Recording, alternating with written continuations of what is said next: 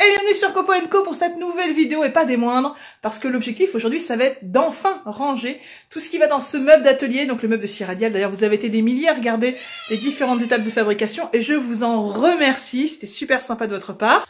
Vous avez été nombreux aussi à me demander un petit retour sur le budget de ce meuble, combien ça m'a coûté, et puis surtout de partager les bons plans qui m'ont permis de réduire le coût de ce meuble-là, de sa fabrication. Donc on fera un point dès que tout sera rangé. Je reviendrai sur les principaux postes de dépenses et la façon dont je les ai descendus au maximum. Et j'espère que pendant ce temps-là, vous aurez le temps de lire dans le descriptif toutes les petites infos sur la chaîne, de prendre connaissance des liens vers les réseaux sociaux. Vous pouvez voir des photos, des vidéos que vous ne voyez pas sur YouTube, des petites photos des coulisses notamment, que je partage avec vous.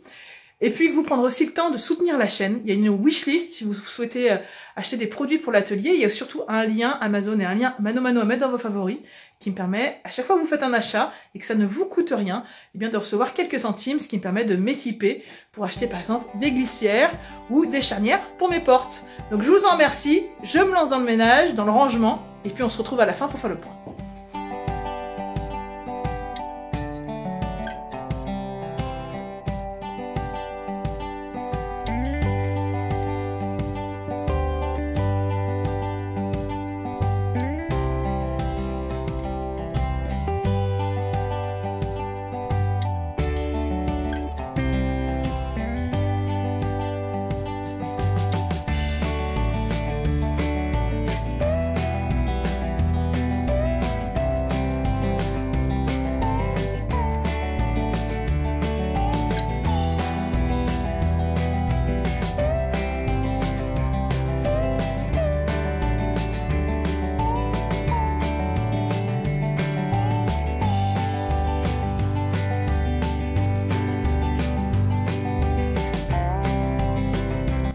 Non sans mal, c'est enfin rangé dans l'atelier et ça fait plaisir parce que maintenant tout est nickel. Il y a de la place, c'est rangé, il n'y a plus des grosses caisses qui traînent parce que depuis plusieurs mois c'était comme ça. Maintenant que tout est rentré dans le meuble, et je suis contente parce que la place que j'avais prévue était suffisante, j'ai même un petit placard de libre encore, eh bien on y voit quand même beaucoup plus clair. Alors avant de vous parler de ce que ça m'a coûté, parce que j'ai fait ma petite liste, je vous propose de vous faire une petite visite guidée de ce que j'ai rangé et à quel endroit. Si des fois ça peut vous inspirer, et ben au moins voilà, vous aurez quelques idées. Allez, c'est parti. Derrière mon meuble ici, vous avez en dessous le compresseur. Alors il y en a plein qui me disent « Ah, c'est pas pratique pour la vidange ». On va pas se le cacher, la vidange, je la fais pas tous les mois. Loin de là, le compresseur il ne sert que quelques heures par mois. Et franchement, ça suffit bien assez. Donc devant, il y a la scie à ruban. Ici, il y a mon petit nécessaire pour faire la soudure. Donc c'est une petite servante mobile. Donc quand j'ai besoin, je sors l'ensemble. Sur le dessus, mine de rien, c'est aussi du rangement. Donc j'ai mis des grosses boîtes de vis qui sont facilement accessibles. Ici, ma petite étagère avec mes scies à ruban, mes abrasifs. Vous voyez, quand on ouvre, à l'intérieur, il y a tout ce qu'il faut. Donc ici, le fameux placard qui est encore disponible. Et puis on va faire la suite. Donc ici, j'ai rangé tout ce qui était relatif à la domino. Voilà, au moins c'est à l'abri parce que c'est vrai qu'avant, moi je les mettais toujours dehors, mais finalement ça prend vite la poussière, c'est vite dégoûtant. Et voilà, vu que j'ai de la place, j'en profite. Si un jour j'ai besoin de la place pour mettre autre chose, ça y retournera dehors, mais pour l'instant j'en profite. Placard d'à côté, c'est le petit kit à vidéo, hein, à air comprimé aussi. Donc j'avais acheté pas mal de boîtes comme ça dans une solderie. C'était, je sais pas, 1,50 € la boîte avec le couvercle. Donc super pratique, elles s'empilent les unes les autres, c'est solide. Donc air comprimé, tout ce qui est pour l'appareil photo, la connectique, etc. Ici, on a le tiroir avec tout ce qui est EPI, feuilles, dessins, etc. Donc en dessous, un petit rangement avec des boîtes, où j'ai mis les boîtes métabo notamment. Ici, la perceuse à colonne qui est à l'envers. Il y avait un petit espace disponible au fond, donc j'ai mis tout ce qui était mode d'emploi, vous savez, des machines que l'on reçoit. Et puis il y a aussi toute la réserve, il y a toujours des petits charbons qui sont disponibles pour faire les réparations. Donc mode d'emploi et charbon, c'est au même endroit. Ici, donc on est sur la partie droite de mon meuble. J'ai décidé de me concentrer plutôt sur ce qui était outillage. Donc ici, on va avoir tous les consommables pour percer. L'idée, c'est que ça soit toujours logique, que tous les objets qui servent à la même chose soient au même endroit. Donc j'avais acheté des petites boîtes pour les vis, et en fait, ce que j'ai fait, c'est que j'ai cassé les petites cloisons qui étaient à l'intérieur. Vous voyez, on les voit ici encore, les petites traces. Et ça m'a permis de mettre les forêts. Donc on a les forêts à béton, les forêts à métaux, forêts à bois, les grosses mèches. Et puis j'ai fait pareil pour ranger les douilles, les embouts de tournevis, PH, PZ, etc. Donc après on a certains ensembles, certains trucs un peu spécifiques, les grands diamètres, voilà, tout ce qui se met aussi sur la perceuse, les brosses, et choses comme ça. Donc là c'est plutôt pour percer. Ici on va avoir tout ce qui est plutôt assemblage de bois, donc les charnières, les vis-biaises, etc. Et puis aussi des forêts à béton qui étaient un petit peu trop grands pour l'étage du dessus. Ici on se retrouve avec pas mal de mèches et puis un petit peu des outils voilà qui servent beaucoup moins fréquemment. L'idée c'était de mettre en haut ce qui servait plus et en bas ce qui servait moins. Et enfin tout en bas des choses qui sont plutôt encombrantes. Il y a aussi par exemple mon fer à marquer de Royal Posthumous. J'ai des gouges, j'ai des restes de champs, etc. Mon petit nécessaire de soudure à l'étain. Donc là c'est plutôt la partie outillage. Maintenant, on va passer à la partie gauche et on va faire les placards. Alors, vous avez vu déjà l'étage aussi, il est utilisé. Donc, ma station de ponçage Triton, elle est là-haut. Elle rentrait pas, donc en hauteur. Ici, j'ai fait un petit rangement avec toutes les boîtes que j'ai. Et les boîtes pour les clous. Alors, à chaque fois, j'ai fait en sorte d'identifier sur la tranche parce que moi, je sais à peu près où c'est. Mais par exemple, quand il y a des gens qui viennent, mon conjoint, mes amis, machin, qui ont besoin de quelque chose, moi, ils trouvent facilement. Donc, les clous, les vis sont colorées, grosse boîte de clous, écrou. Alors j'ai appelé ça boulon, je sais que ça s'appelle des vis mais c'est pour les distinguer des boîtes de vis parce qu'avant j'avais des boîtes de vis. Et ici on a aussi les tire-fonds. Donc voilà, c'est des mallettes qui sont bien pratiques, il suffit juste d'avoir à les tirer, de les emmener quand on a besoin. Donc j'ai juste fait voilà des petites étagères en mettant des petits taquets de récupération qui étaient dans l'établi ancien quand je l'ai acheté, mon établi en bois, c'était dans les tiroirs, donc tout se recycle. Second placard, on retrouve de la boîte. Donc avec mon rabot Triton, là il y a des petits consommables pour les rails que j'avais, de la quincaillerie que j'avais récupéré, la fleureuse, voilà ça c'est une petite, un petit kit pour faire des queues droites qui vient de chez Rockler. Et puis enfin dernier placard, on va retrouver des machines, outils multifonctions, de la meuleuse filaire, de la scie sauteuse, etc. Ici, vous le savez, il y a mon touret, bien sûr, qui se trouve la tête à l'envers en ce moment, mais que je peux retourner. Et puis le grand tiroir dont je vous avais déjà parlé, où je vais retrouver tous mes produits qui sont plutôt classés de façon logique. Là-bas, les grosses bouteilles de produits chimiques, ensuite l'huile, après la résine, ensuite d'autres huiles, et enfin les lubrifiants. Donc tout ça, c'est bien parce que les bouteilles, souvent, elles sont grandes et ça rentre pas facilement dans les tiroirs. Ensuite, je vous en avais parlé, un grand morceau de quincaillerie, qui est plutôt bien organisé lui aussi. Et à chaque fois, je suis partie du principe que ce qui était en haut, c'était ce que j'allais me servir le plus souvent. Donc forcément, la boîte de visserie, avec les vis à bois notamment.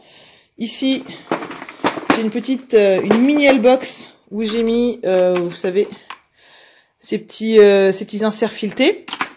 Parce que une fois qu'on a ouvert la petite boîte en plastique où ils sont conditionnés dans le magasin, ça tombe tout le temps. Donc là au moins ça ne tombera pas. Je sais que j'ai à disposition les embouts si j'ai besoin. Donc ça vraiment le kit ici, il est bien et les boîtes sont bien visibles. Ici on va avoir aussi d'autres quincailleries mais avec plutôt boulonnerie, tout ce qui est chevilles. Ici la boîte de chevilles, vous savez, où quand on a des chevilles on les reçoit avec des meubles à monter, des choses comme ça, ou alors il y a 3 chevilles qui restent dans une fin de boîte, etc. Ben voilà, ça c'est le pot pourri où à chaque fois on trouve son bonheur. Identique pour des petites vis de récup que je garde, ça peut toujours servir. Voilà, de la boulonnerie, des choses un peu spéciales. Au moins tout est rangé ici. Troisième tiroir, on va retrouver des choses plus encombrantes. Par exemple ici j'ai de l'abrasif de chez Wolfcraft. Au moins je sais qu'il est à portée de main très rapidement. Voilà, des petits serflex, de la ficelle, etc. Et enfin, le troisième tiroir, qui comporte lui la quincaillerie plutôt pour le meuble. Donc on va avoir les charnières, les glissières, des ferrures d'assemblage, on va avoir des pommelles, des choses comme ça. Donc ça c'est plutôt quincaillerie du meuble, même s'il y a quelques exceptions. Vous voyez, j'ai des sauterelles ici. J'ai des colliers d'assemblage, enfin bon voilà. Au moins tout est rangé et c'est franchement mieux qu'avant, parce qu'avant c'était quand même dans des petites boîtes à chaque fois, un peu pénible.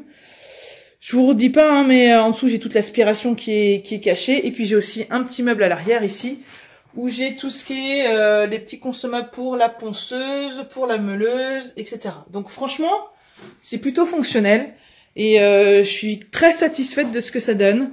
J'ai pu l'utiliser du coup là depuis quelques jours dans cette configuration-là et ça fait vraiment, vraiment, vraiment plaisir d'avoir un atelier qui est rangé. Regardez-moi ça, même mon vieux meuble en bois, il a retrouvé son vide initial. Et ça fait très plaisir. Allez, maintenant on parle budget. Alors le premier poste de dépense qui est quand même voilà, le plus important, c'est le bois. J'ai utilisé des panneaux de contreplaqué qui faisaient entre 18 et 22 mm, mais qui étaient déclassés, ce qui m'a permis de les acheter beaucoup moins cher, de par le fait qu'ils avaient quelques défauts. Alors moi, ça m'a coûté à peu près 45 € par panneau. J'en ai utilisé, je crois, 4, donc ça fait à peu près voilà 200 € de bois. Là-dedans, j'inclus aussi des chutes que j'ai utilisées et que j'avais achetées dans des caddies de découpe. Vous savez, les caddies qu'on a dans les grandes surfaces de bricolage, des postes de découpe pour le bois, des panneaux, et dans lesquels ils mettent toutes les petites chutes qui sont inférieures à 30 cm et qui logent dans le caddie. Ils les mettent, ça fait 10 balles le caddie, et moi souvent, quand je passe à côté, j'en prends un, quand j'ai de la place dans l'atelier. Donc tout ça, ça m'a permis voilà, de faire les petits bricolages à gauche à droite. Pour les tiroirs, j'avais aussi beaucoup de tiroirs, vous le voyez, j'avais 10 tiroirs sur ce meuble-là et je me voyais pas du tout acheter 10 paires de charnières parce que ça coûte vraiment super cher.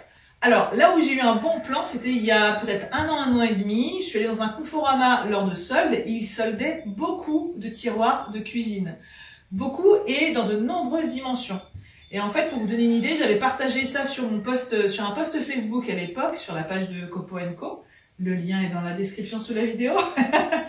J'avais partagé ça, cette super affaire. Et pour rien vous cacher, j'avais acheté 15 tiroirs de 40, 60 et 80. Donc j'avais un petit mélange. Ça m'avait coûté 45 €, ce qui est extrêmement dérisoire. Il fallait quand même noter qu'il n'y avait pas la façade. C'est pour ça qu'il a fallu que je crée des petites façades en contreplaqué fin avant de pouvoir lisser mes façades en gros contreplaqué. Mais bon, 3 € le tiroir, c'est même pas le prix des coulisses. Donc c'est un super bon plan. Et en plus, option qui n'est pas négligeable, ils ont le frein. Et donc ça, c'est super bien. Pour les charnières aussi, vous le voyez, j'ai donc 1, 2, 3, 4, 5, 6, 7 portes. Donc 14 charnières à installer. Et ça coûte cher les charnières. Pour mon meuble de jeux vidéo que j'ai diffusé sur la chaîne il n'y a pas très longtemps, j'ai acheté des bonnes charnières de la marque Etich, mais les 2 charnières, ça m'a coûté quasiment 15 €.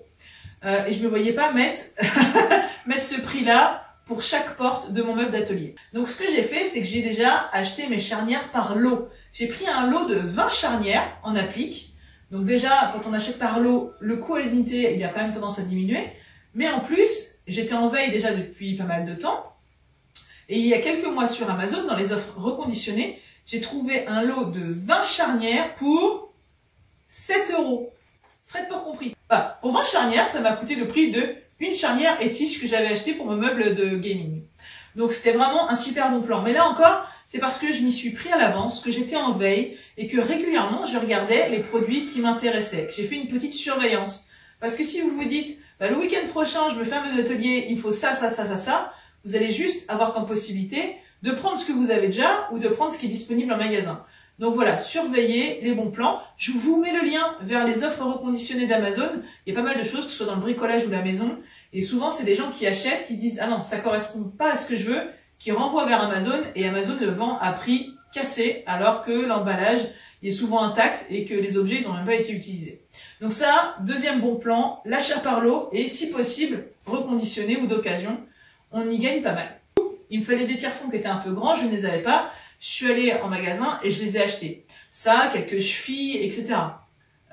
Mais bon, si j'en ai eu pour 5 ou les 10 € maximum d'achat de quincaillerie, c'est vraiment grand max. Donc voilà, si vous n'avez pas, c'est sûr qu'il faut acheter. Mais si vous avez déjà et que c'est juste pas bien rangé ou pas bien trié, peut-être prenez le temps de le faire. Et ça vous permettra de faire du rangement et surtout des économies sur votre meuble. Autre point d'économie, toujours dans la quincaillerie du meuble, ça va être les poignées de porte. Ici, vous le voyez, j'ai des poignées qui sont identiques pour chacune de mes tiroirs et de mes placards. En fait, ce n'est jamais que des chutes de contreplaqué que j'ai utilisées et que j'ai fraisé en dessous. J'ai mis une petite rainure ronde avec la défonceuse. Ça fait la forme des doigts, vous le voyez. C'est super solide, c'est plutôt harmonieux avec le reste du meuble. Et en fait, cette petite technique, ça m'a évité d'acheter 17 poignées. C'est pareil, hein, 2 € à la poignée, c'est pas grand chose, mais mis bout à bout, ça fait quand même un petit budget. Et l'avantage, c'est que si j'en ai une qui s'abîme, je peux la refaire sans problème. Donc n'hésitez pas, vous aussi, vous pouvez faire vos propres poignées si vous voulez économiser un peu. Autre poste de dépense, les rails ici, les profilés. C'est vrai que si on veut acheter des profilés, il n'y a pas de problème, il y a plein de vendeurs. Mais dès qu'on veut un peu des grandes longueurs, ça devient tout de suite très cher. Et on en a souvent pour plus cher de livraison que de profilés. Et en fait, moi, pendant plusieurs semaines, je suis allée chez le ferrailleur et j'ai guetté les bonnes affaires jusqu'à tomber sur ces super profilés, très grands, très droits, pas abîmés, avec des rainures sur les 4 faces. Et donc, ça m'a coûté, je sais plus, j'avais dit 2 € le kilo de profilé. Donc, autant vous dire que pour tout mon atelier, j'en ai pour 6 balles de profilé maximum. Donc là encore, voilà, faire de la récup, ça peut être un bon plan. Donc voilà, si je fais le récap de tout ce que ça m'a coûté, on peut partir du principe que pour une enveloppe de 250 €, ça englobe tout. Donc voilà, c'était les petites astuces Copo & Co. Moi, je suis vraiment super contente de ce meuble et surtout, encore plus, de l'accueil que vous avez réservé aux vidéos que je vais consacrer. Donc j'espère que vous vous lancerez, que ça vous aura donné envie d'avoir un bon meuble d'atelier. En ce qui me concerne, il est désormais plein et du coup, le reste de l'atelier est vide, c'est rangé. Et comme j'ai entendu pas mal de fois dans les commentaires, un atelier rangé, c'est un atelier heureux. Et c'est vrai. Alors, je vous dis à très bientôt sur Copo & Co. Moi, maintenant, j'ai de quoi faire de super projets. Donc, j'espère que vous serez au rendez-vous pour les prochaines vidéos. Et en attendant, je vous dis surtout, n'oubliez pas, faites plein de copeaux. Bye bye!